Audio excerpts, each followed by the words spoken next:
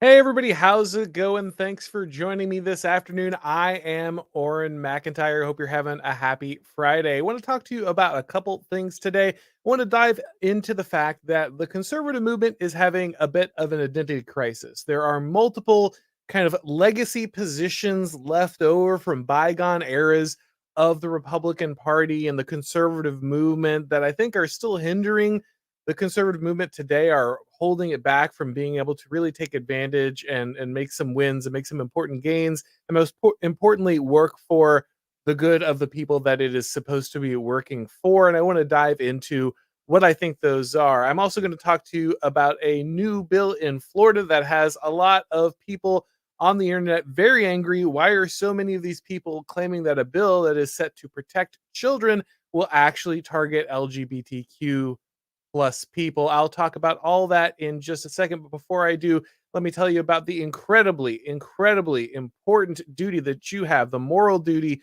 you have as an employer to hire based people through New Founding. Hey guys, I need to tell you about today's sponsor, New Founding Talent. Look, we all know that the job market is a disaster right now. Based people can't find good companies to work for, and good companies can't find anybody to get the job done. The competency crisis is very real. So, how do we get these two incredibly important groups together? We need organizations like New Founding. New Founding has created a network of high excellence professionals who are seeking to join grounded American businesses. These are individuals, often in elite organizations, who are ready for a team and a mission that supports their values instead of working against them.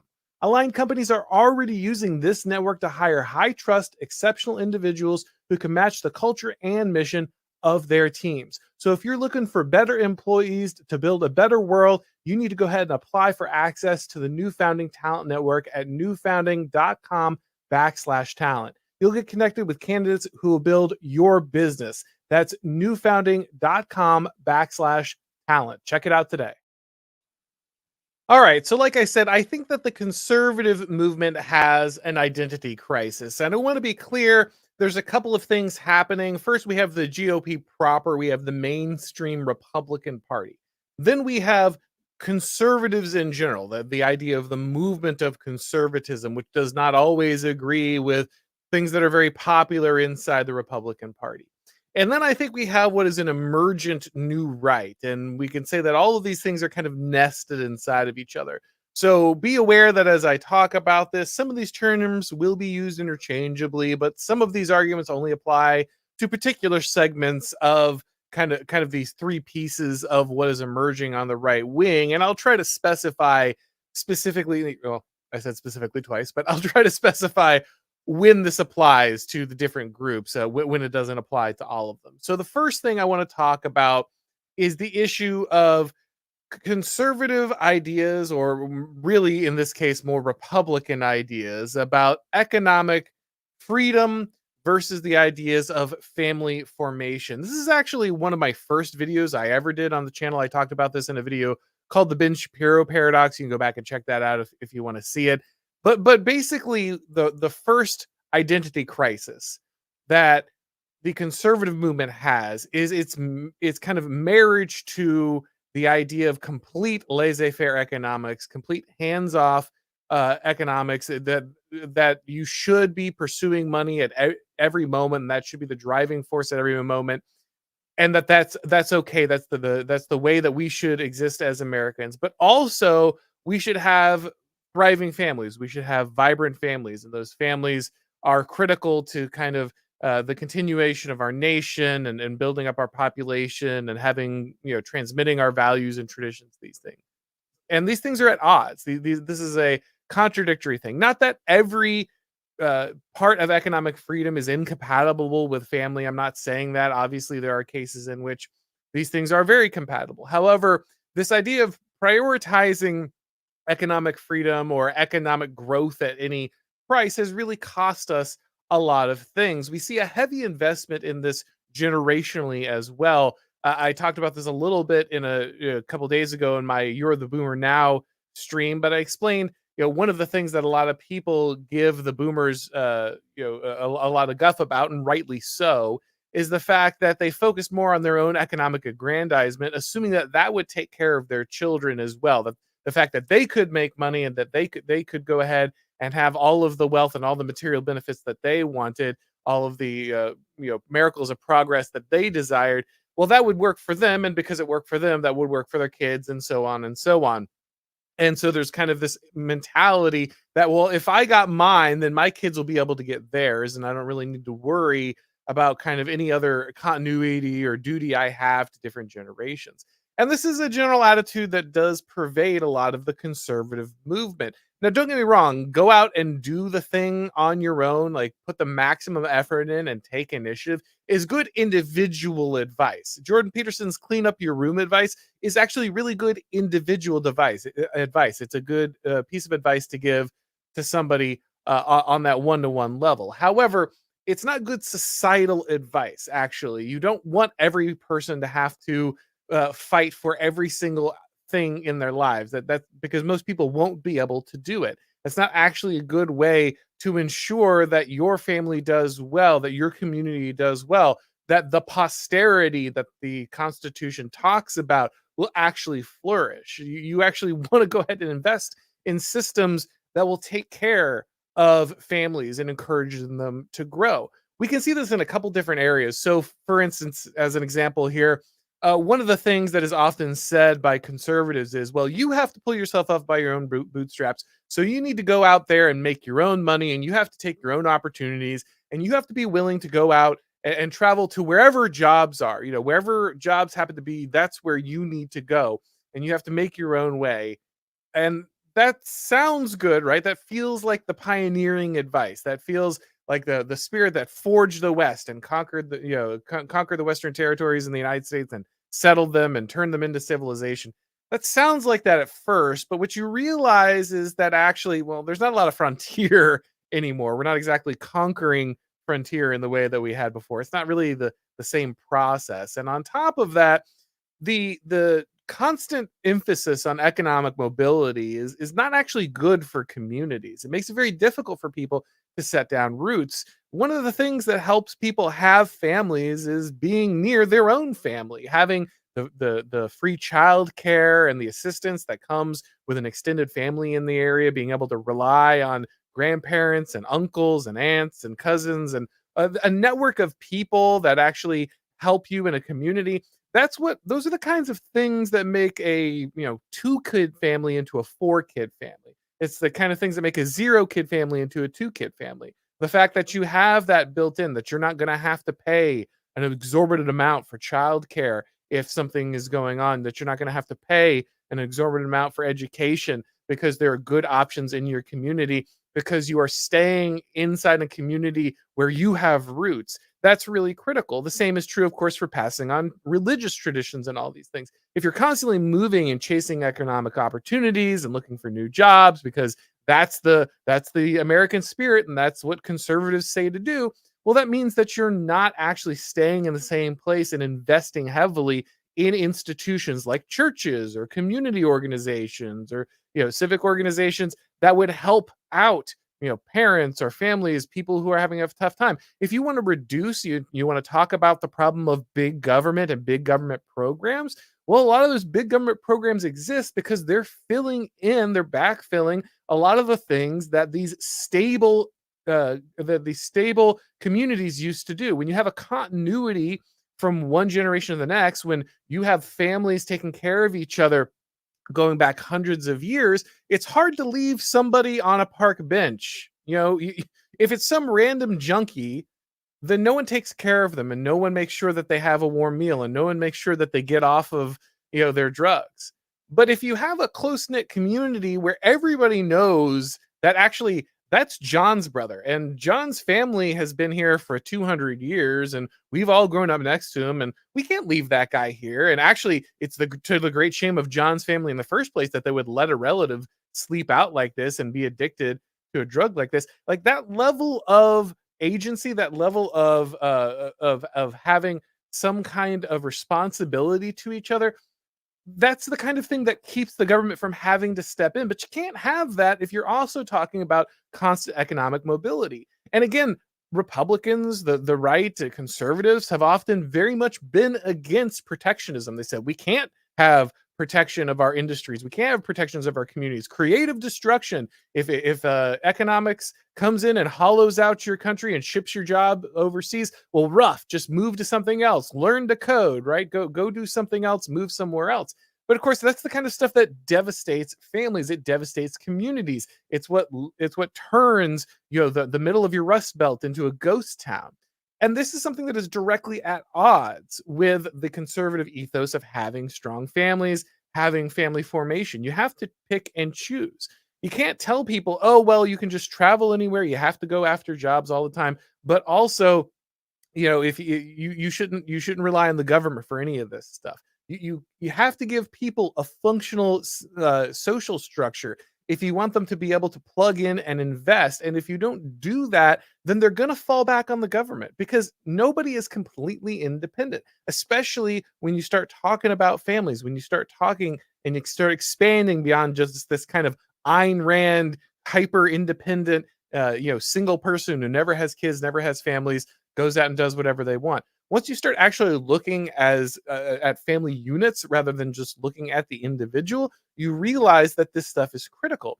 And that's why, again, this mentality of just go out and get yours is a serious problem. Sure, we can tell everybody, well, you should just start doing rental properties. You should just be going out there and getting second and third houses. Start your Airbnb, whatever. That's great. However, that drives up all of the costs of the housing in your area. That puts entry level housing out of the reach of young families. Oh, well, it doesn't matter if we close the borders, because really, at the end of the day, these people are just going to drive down the cost of things we get here. The people who come in and provide cheap labor, they're going to go ahead and do jobs Americans don't want to do. This wasn't just an argument of the left. In fact, this is primarily an argument of the right for decades. And we see what happens, right? American wages crater.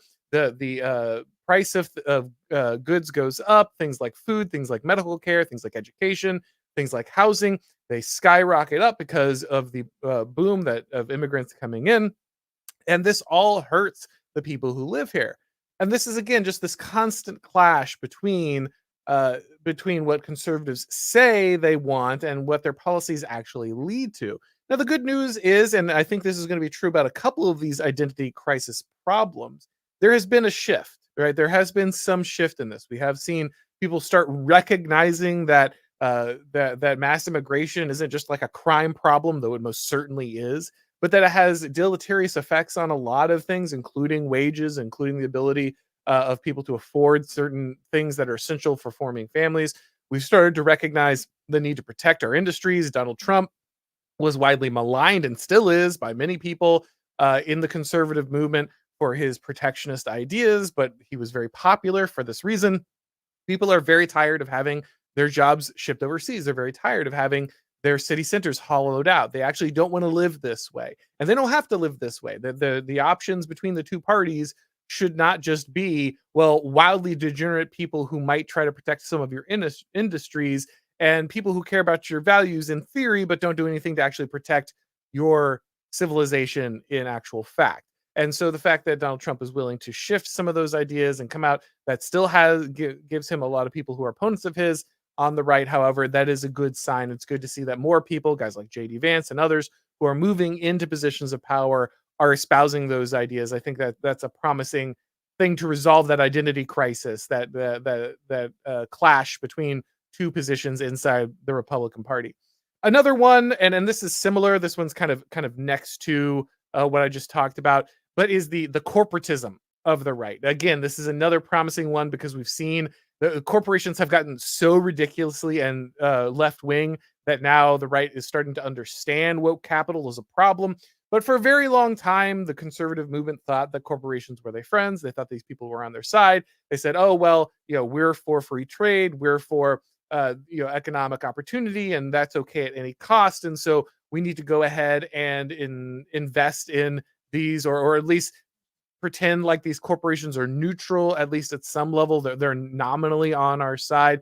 And that's been really critical as well. It used to be that conservatives believed that all of these things were neutral institutions, that corporations and education and things like that those could be neutral institutions, and that you didn't need to have your values in there. The key was to get values out of this scenario, right? We don't want corporations preaching any values. We don't want schools preaching any values. And it turns out that that's never the case. You never have a neutral institution. That's not real. We still have people arguing this, by the way. We still get this, especially from what would I would think would be called the libertarian consensus, right? I know a lot of libertarians are going to be angry about me about this. They always get angry when I talk about it this way, but it's just true. And you can you can just get as angry as you want because they're like, oh well, the corporate Republicans, they weren't Rand Paul. I know what you're saying, but their legitimization of their opinions was always the same. There's this strand inside of conservative thinking that came in kind of the 90s and the early 2000s,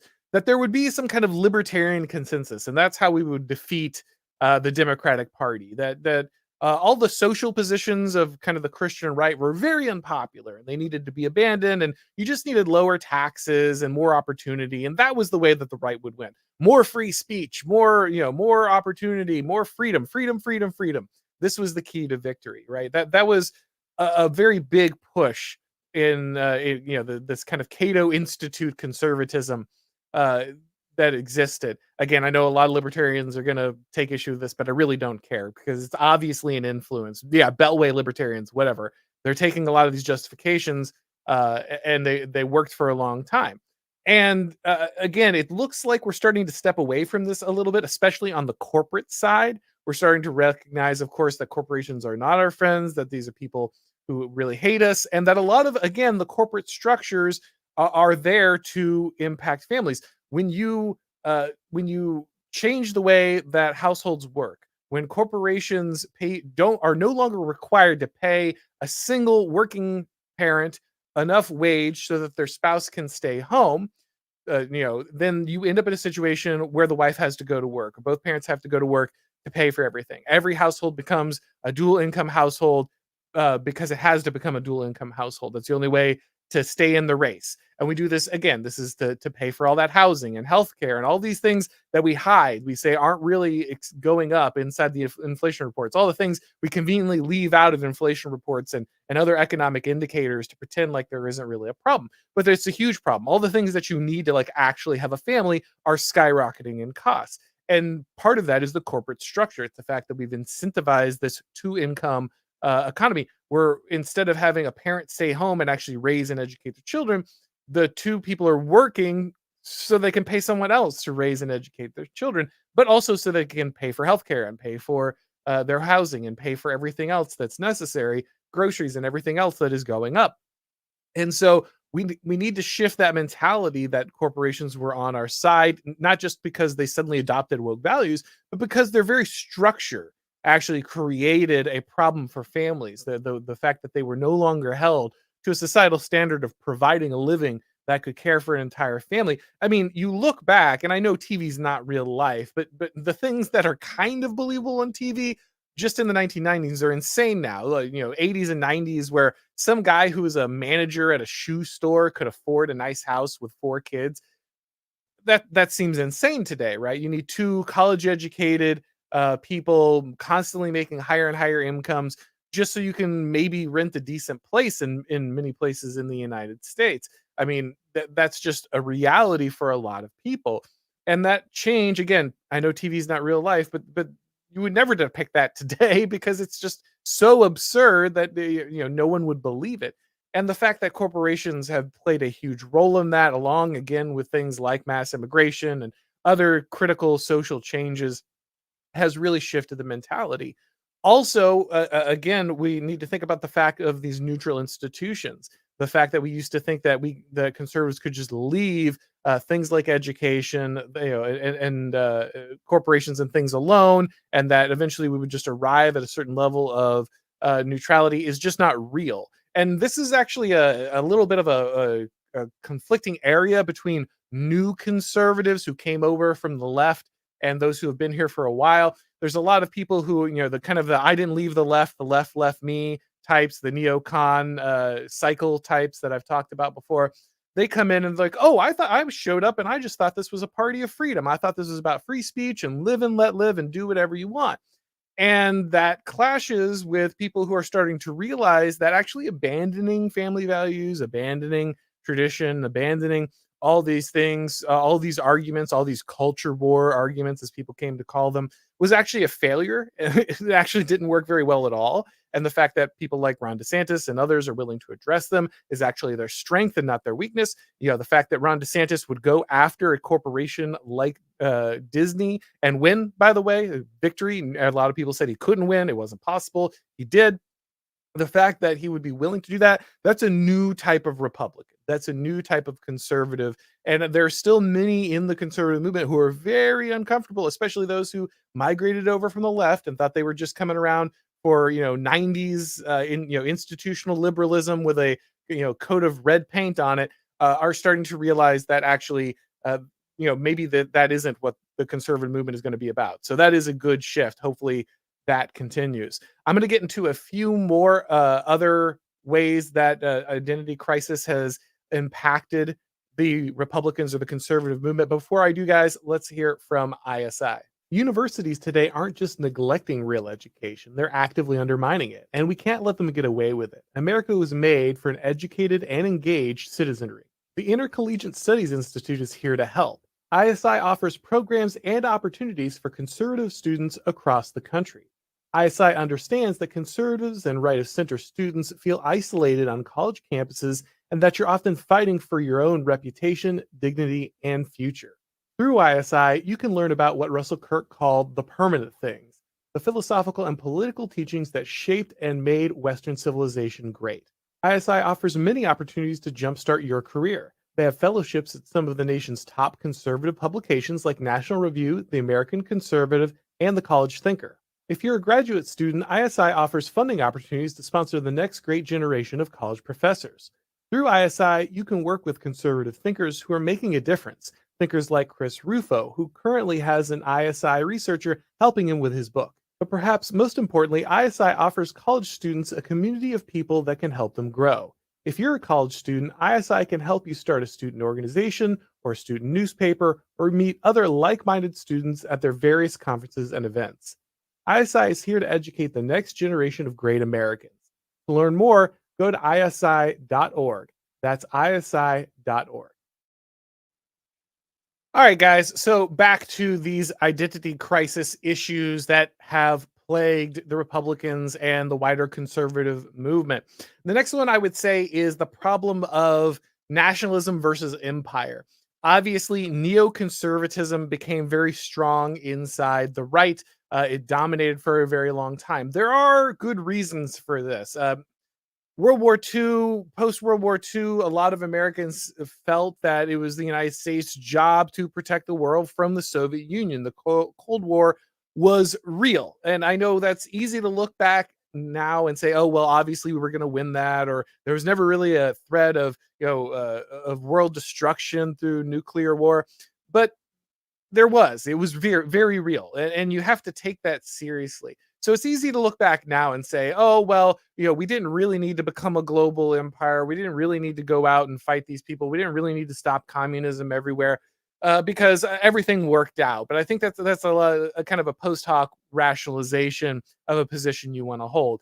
There's a reason that a lot of guys who became, were called paleocons, guys like Pat Buchanan, who truly believe that America should mainly stay inside its borders and protect itself, went along with the Cold War and many of the neocon policies. And the reason was that they really did see Russia, I think probably correctly, as an existential threat, not only to the United States, but possibly the world.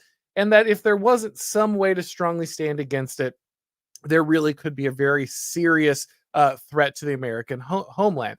That said, the reason that you got the paleocon movement, the reason that you also got things like paleo libertarians, who were kind of always on board with this, but the reason these two groups agreed with what happened was, or agreed with each other, is after the Cold War, after the fall of the Soviet Union, we just kept going, right? First we're going to Iraq, and then we're going to Iraq again. You get the idea. We just continued to intervene. This didn't stop, even though the Soviet Union fell. We had lost the reason that America had to maintain a global empire, but we continued to kind of act as if it was necessary.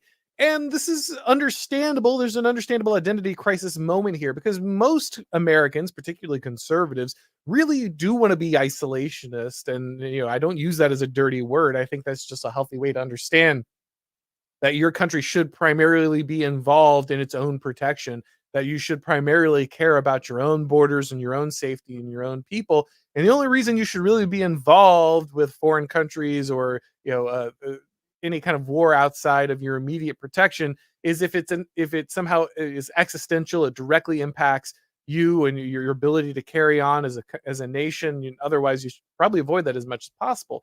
However, uh, it was understandable why Americans got linked into this because first they got drawn into a lot of these global conflicts, world wars, and then they had probably what was a legitimate interest in protecting against the Soviet Union, and a lot of this got tied directly to patriotism. And I think right wingers are understandably and for good reason inherently patriotic. They should be. They have a pride in their country, and they have many of them are service members or veterans, or they have family who are. I grew up, on military bases. Large amounts of my family and my friends were military, and so it made perfect sense to feel like you had to support this in every situation, and that questioning this was a mistake. However, that momentum of patriotism, especially in the face of the fact that many on the left were straight up communists and really did hate the country and really were opposing American action because they were legitimately communist and they did want to see America defeated because they preferred communism. That there was a lot of understandable, kind of righteous pushback against that, reflexive and righteous pushback against that. However, once that threat was gone, that constant culture war need to defend a military action was preyed upon by neocons in the military industrial complex. It was used to make profit. It was used to continue to justify placing America in these situations well after you could make any argument that it truly had any bearing on America's national security. Everything became America's national security because the American nation became global. We had to defend the empire. Every part of it. Oh, this, we have critical trade routes somewhere in Southeast Asia, and so if anything happens there, we've got to be involved. And we've got allies over here, and we've got troops stationed in every base across the entire country. And so anytime someone sneezes, we have to go to war with them because we've got to protect our thing. Well, yeah, if you put your soldiers in positions, and let's be really frank, a lot of neocons used soldiers as bait. They wasted American lives. They got people killed specifically so they could start wars and they could perpetuate this machine. And so conservatives have a very serious identity crisis in this area because they rightly want to support their troops. They want to give military men a good thing to protect, something worthy to do. They want to support them. All of that is entirely noble, and the reflex to do that makes perfect sense. However, it's become very clear that the global American empire is not operating in America's interests. It's operating in the interests of people who want to go ahead and basically separate themselves from the United States in all but name and use the country as a tax farm for their global empire. And that fact has led a lot of conservatives to have very serious confusion. I mean, at the beginning of the Ukraine war, even though we've done this through all these other, Afghanistan and Iraq and everything, at the beginning of the Ukraine war, there was a little bit of Fox News, rah, rah, rah, we got to go. But the encouraging thing was it did seem like a lot of conservatives, a lot of people who in the commentariat who normally would have been on board with all of this and immediately would have been like, we got to go to war, blah, blah, blah, blah. They started to understand the problems here and they started to see that there was an issue. And it felt like for the first time, especially when Donald Trump came by and gave people a reason why they no longer had to have this identity crisis, because look, it was the right that had been sending their sons to die. Let's be really clear. The United States military, especially its effective troops, its real forward fighting troops, the people who are involved in special forces and combat units, they're primarily right wing. They're primarily from families who have been serving for generations. They're from places like Texas and from Appalachia. They're not probably from the heart of Chicago. And so there was the Republican and the Republicans and the right that had really those conservative families that had been sending their children to die in these wars. And I think they rightly were looking for a reason to say, we don't have to do this anymore. And Donald Trump gave them a way to be patriotic and still question the military and what was happening. And so I think that started to resolve some of the identity crisis inside the right. But then we see places like Israel, there's the attacks that happen over there, and all of a sudden, oh, we got to go to war with Iran. We got to give these people, tens of billions of dollars, even though they don't need it at all. Yeah, that kind of cycle starts again, and it's just like we have to get over this. We have this identity crisis has to end. If we're going to be American nationalists, we have to care about the nation. We have to put America first. We have to put America first in every scenario at every turn. That doesn't mean that there aren't foreign conflicts that we might have to be involved in. It doesn't mean that there aren't interests beyond America's borders that we might have to be involved in, but it means that we are very careful, extremely careful with the blood and treasure of this nation, the young men who would go and fight. The truth is, we don't have a lot of sons left to send at this point. There are a lot of the groups that used to mainly make up the combat effective forces of the United States military are no longer producing a lot of children, and the ones that are there don't want to go because they've been told that actually white men are the devil, white Christian men are the problem with the country, and they don't want to go and die for an empire that hates them.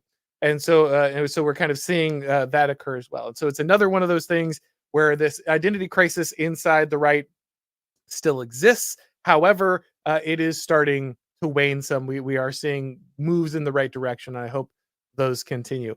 The next identity crisis that I wanted to talk about is protecting the status quo. I've mentioned this a few times, but I think it bears repeating.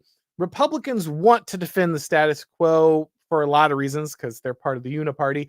But conservatives want to do it reflexively because they are conservative. By their very nature, their job is, their disposition is to protect what exists. We are there to, this is the second residue, the type 2 residue of Pareto, the lions, as Machiavelli would refer to them, those that have the persistent characteristics that want to make sure that that family and nation continue on, that religion and belief are protected. That's that built-in conservative instinct. So it makes perfect sense that conservatives want to protect that which has been a part of their lives that since everything they can remember. And so reflexively, conservatives tend to want to protect institutions, and so they will say, "Well, we need law and order, so maybe the FBI is fine." And we of course we support the military, we support troops. We don't really want to question that. And there are all these institutions that we feel because they've just existed, we need to go ahead and protect. And again, normally that's a very healthy instinct. That's a very natural and healthy thing for conservatives to do. And so we're in a very strange position for a lot of people who are dispositionally conservative. I am. That is me. I'm talking about myself here. That this is my natural disposition. I am not a rebel. I am not a radical. I am not an extremist. I am not a revolutionary by nature. That is just not who I am. I want to defend the institutions that have been a critical part of my tradition and my home and my family and kind of my society. However, those institutions have all been turned against the people of this country. They have been turned against the the very populations that they are supposed to serve. The Department of Education does not educate children; it brainwashes them into radical gay race communism. The Border Patrol does not protect our border from illegal immigrants; it literally welcomes them in. Our Department of Defense does not defend this country; it only defends the borders of countries like Ukraine or Israel or Afghanistan or Iraq. That's the truth about our institutions. They don't actually do what they're supposed to do to serve this country. And so protecting them is actually a mistake. It actually hurts conservatives. Things like the FBI are being used to persecute conservatives, not to protect them. And so we have this identity crisis because we naturally want to defend these things, but we actually need to talk about replacing them entirely. And again, I feel like there is some movement here. I think a lot of people recognize the corruption of something like the FBI, obviously the Border Patrol. Again, many of these people, many Border Patrol agents are super angry that they can't do their job. They're furious that they are not allowed to do their job. They're happy that places like Texas are actually protecting, to at least some degree, the border. However, that doesn't really matter because if they're not doing their job, well, The purpose of the system is what it does. If the border patrol lets a lot of people in, whether the border patrol agents like that or not, then the purpose of the border patrol is to let people in. If the education system doesn't educate children, whether individual teachers, I used to be a teacher, I was angry about that fact, but that doesn't really matter because at the end of the day, the purpose of the education system is what it does. And what it does is indoctrinate children into radical leftist ideology. And so conservatives have to address this. Again, I think this is something that's changing, but this one I think is harder because conservatives have a hard time of thinking of themselves instead as the ones that are actually seeking change. They're the ones who are actively trying to establish something new, make something new. And that's why I think a critical mentality shift, there's one mentality shift that has to happen inside the conservative movement. This is it. And I think it's the hardest one because, again, dispositionally, that's not what conservatives want to do. That's not who they are, right? That's just the case. The final contradiction, this one's a little not like the others, but I think it's worth mentioning. And please hear me when I say this. I'm about to talk about the Second Amendment, and I am a Second Amendment supporter, have been my whole life, avid shooter, always enjoyed that. And my enjoyment is not the purpose. That's not the reason the Second Amendment was written, but just putting my bona fides out there. That what I'm about to say is not an argument against the Second Amendment at all. However, what I am going to say is that there is a bit of an identity crisis inside the conservative movement when it comes to particularly the Second Amendment. Because while I think the Second Amendment is critical, and I would certainly rather have it than not, again, this is not an argument against the Second Amendment. If you're going to give me a choice, hey, after you make this argument, are you going to give up your Second Amendment rights? The answer is no. But there is a truth hidden in here. And the truth is that gun ownership in the United States in many ways has formed a security blanket for conservatives.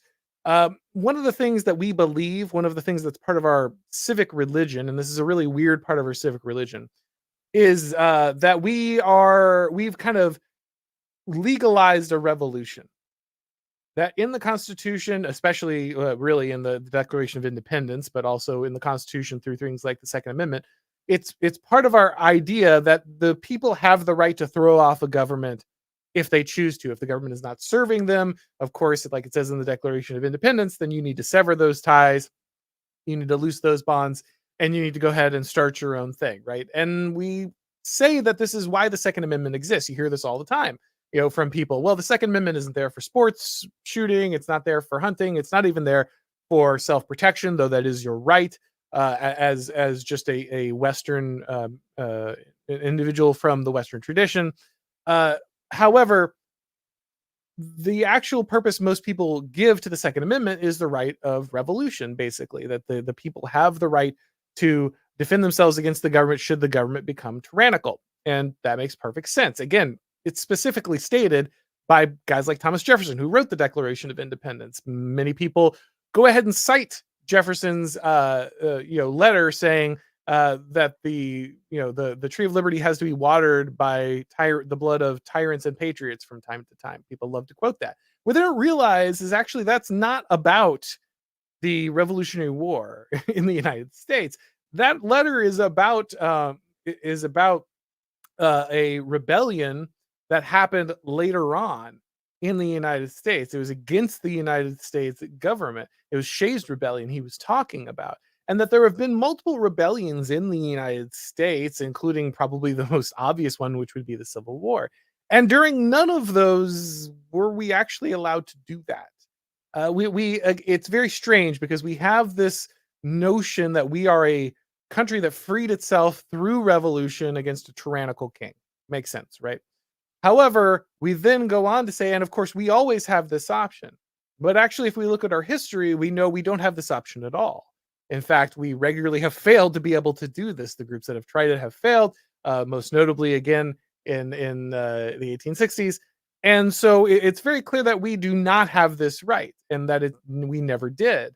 And that actually no constitution can actually go ahead and secure that right, because that's not what constitutions do for many reasons. But no regime can ever install the right to overthrow it. That's just not how governments work at all. And most importantly, for the United States, this creates the identity crisis, and particularly conservatives, because they have a hard time recognizing that they are an empire. one of the hardest things for a lot of conservatives to admit is that the United States is an empire, and the reason they have a problem doing that is the story of our empire is that it started as a revolution against empires. We didn't want to have colonies. We didn't want to be a colony anymore. We wanted freedom from a foreign power. And so we went ahead and had this revolution. And if we're the kind of country that founds its entire identity on the fact that we had a revolution to overthrow a tyrannical power, well, then how can we be an empire? How could we have founded ourselves by overthrowing an empire because it was tyrannical? And that's a core part of our identity. But also, we are a global empire. We do impose our will. And actually, there is no way constitutionally for us to get rid of this type of thing. Again, these are that one's a less of a solvable issue as so much as just something that's always been a contradiction at the heart of the United States and has certainly carried into the conservative mindset. And like I said, that one's not like the others. The other ones are far more fixable. I think there are things that are on the way to being fixed. I think that one sits a little more core at the heart of America and not just conservatives. It's a truth that's difficult to recognize. Nobody likes to admit it. I certainly don't like it, but it is something that we should probably recognize if we understand our political situation, because the longer we kind of lie to ourselves about what our nation is and what it's become and the realities of political power, we have a harder time recognizing where we're at. And again, this is not an argument against the Second Amendment. I still think that it should exist, and I still think people should have the right to bear arms, defend themselves, that kind of thing. I'm simply pointing out that there is an identity contradiction at the heart of kind of how we see ourselves as a nation, and that often leads us to a form of confusion when we're trying to understand our role in the world and our current reality inside our power structure. All right, guys. Well, that is what I was talking about with the identity crisis. I wanted to talk about one more thing today, which is a bill that is coming out in Florida. All of a sudden, there is an uproar about a bill in Florida. And, you would think, okay, well, this must be a pretty radical bill. It must be doing something crazy. What does it exist to do? Well, it exists to protect children. What is this bill? Well, it's House Bill SB 1342. And as you can see from the headline here, a lot of people are up in arms. We saw a very interesting kind of run of people who said this bill will target LGBTQ folks. And that's a very strange thing to say, because what does the bill do? Well, the bill exists to offer the death penalty for those who would engage in the sexual assault of minors.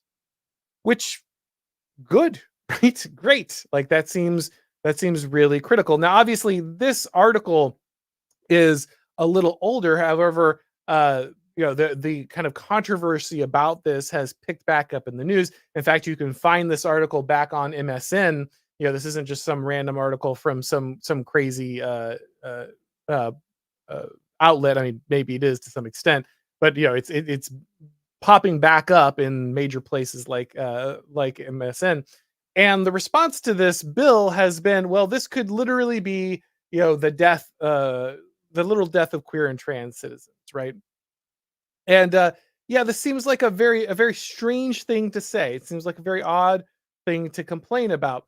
Now, let's read a little bit of this bill so we can get an idea. Again, this is something that Ron DeSantis and the Florida legislature introduced a while back, but interesting to see this kind of pop back up as something that people are caring deeply about.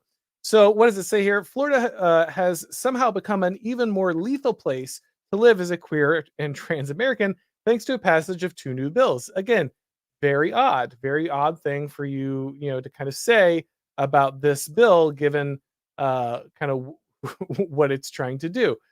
They say the bill SB 1342 stipulates that sexual child abuse and acts of pedophilia may be punishable by the death penalty. Good, based, right? Yes, like obviously this is a horrible thing to do. Now Idaho is having a similar bill, and this is why this came back up, right? This article is about the bill in Florida, but Idaho is launching a similar bill, and this is why people are freaking out about this. But I'm just giving you the Florida article here.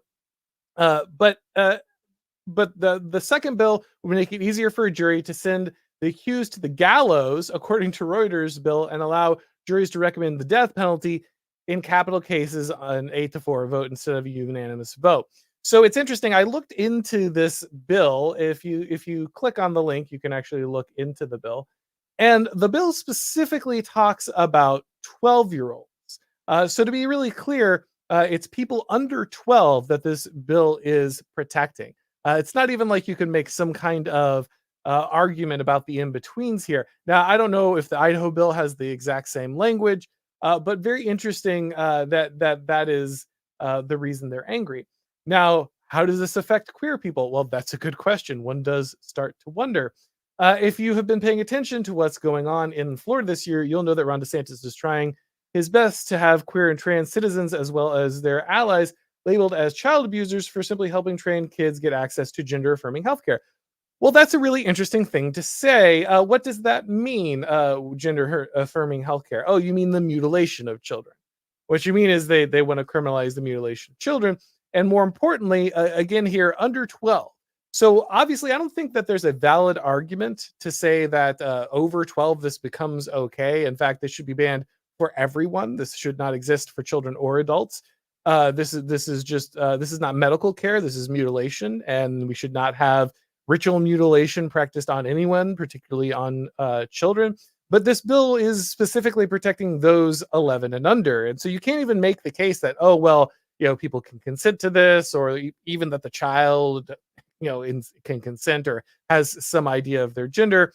This is very obviously protecting those who are under this age. But it was very crazy that we saw a lot of people getting angry about this. Again, Idaho's passage of this bill has, or Idaho's passage of the bill is having a lot of people having a similar outrage. And I just thought it was really important to point out how ridiculous this whole thing has become, because that's quite the stunning admission that we're making here, right? That's quite the stunning admission that we are making, that this is how we think we're protecting people, or the fact that we would try to protect people in this way is a problem, specifically for this community. There's quite the admission, it feels like, that is happening there, saying things that maybe even perhaps weren't meant to be said, by pointing out this problem. All right, guys, let's go ahead and switch over to the questions of the people. We got a few over here. CB says, I'm an American. Oh, sorry, I didn't put that up here. CB says, I'm an American just like anyone else can be. Yeah, as always, if everyone is American, then no one is an American. And that is quite the problem here. Creeper Weirdo says, but Ayn Rand said if you're selfish enough, yes, she did. Actually, she did write a book called The Virtue of Selfishness. Interesting. If you get, Ayn Rand gets a lot of crap for kind of her prose style. I do think that Atlas Shrugged and The Fountainhead are interesting books. I'm not one of these people who just like completely dies because they at one point thought that Ayn Rand had some interesting points. I think Ayn Rand did have some interesting points. It's a phase a lot of people go through for a reason. However, if you delve deeper into Ayn Rand stuff, you look at her attempts at like actual philosophy, which I did.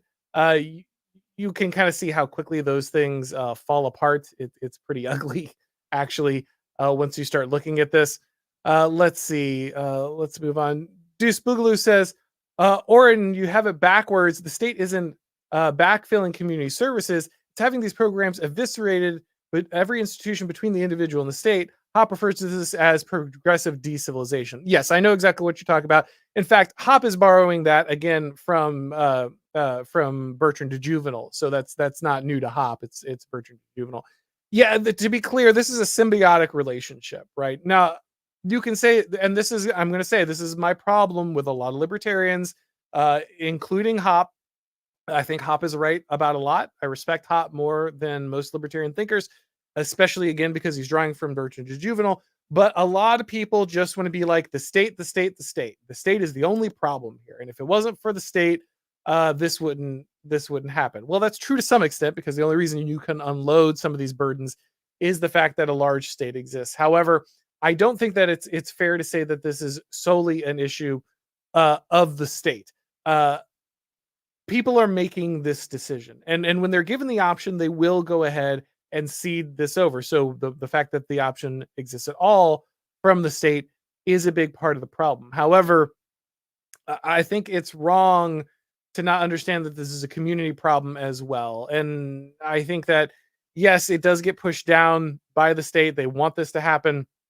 You can clearly see this in some of the ways that welfare was handled. Was specifically designed to break up families and to subsidize single motherhood and make sure that fathers are unnecessary in a household. A lot of these things, yes, they do are often motivated by the state. But I would say this is a reciprocal relationship, and I think that it doesn't do us any service to rob the community of its agency here. Creeper Weirdo says, but James Lindsay says, yes, yes, James Lindsay says a great many things. Justy says, how can we make ancestry great again or not viable? Yeah, I mean, so there's a lot here. A big issue that we have, of course, is that we have told people that they don't need to care about this stuff, that everybody is a completely autonomous, rational individual, and they don't need this kind of continuity in their lives anymore. They don't need this as an identity anymore. You'll even see a lot of conservatives say identity isn't the problem. We need to get rid of identity. I think that's a mistake. I'm probably going to try to explain more of that. But the fact that people are so disconnected from their families is for a great many reasons. We don't value history anymore. We've created economic incentives to disrupt those communities.